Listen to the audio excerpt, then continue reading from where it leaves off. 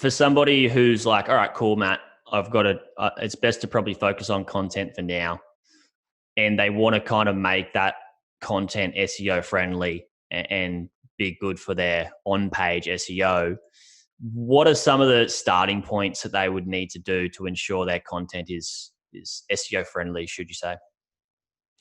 Right. So the name of the game in SEO, it's always been this way and it'll always continue to go this way, is it's a one-up game. Like you're always just trying to one-up each other, right?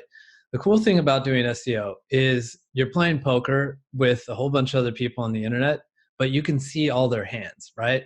If I want to rank for what is the best protein powder, then I can simply go to page 1 and see what are people already talking about, how are they writing it, etc. So it's about reverse engineering the competition, looking to see how many words did they write. That's super important. Yeah. What are the subtopics that they discussed in order to break down the query? So let's say the query is, how do I lose belly fat, right? So you could look at the content ranking on page 1 and see, okay, these guys are talking about in their subheadings, you need to avoid trans fats. You need to eat more fiber. You need to do sit-ups, all these kind of things. So in order to rank on page 1, I need to talk about those things too. So you get the word count right, you get the subtopics right, and then you write an amazing piece of content that covers these kind of things, and then you optimize it. Like, so a lot, like your buddy Matt, and I'm sure he's doing a great job. Like a lot of people think that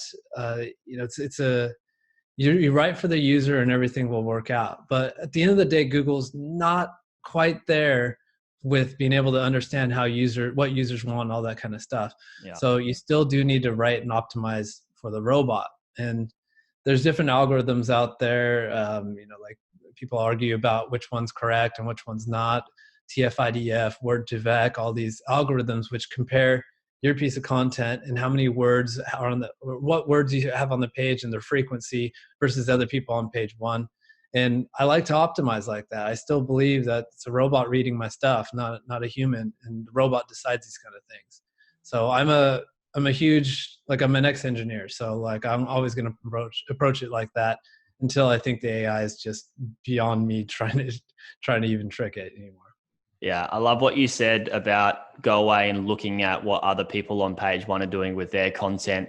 And I've said this before as well, where a lot of my clients buy businesses, and I say, go away and look at your competition and see what they're doing and see how they're adding value to the market and use that.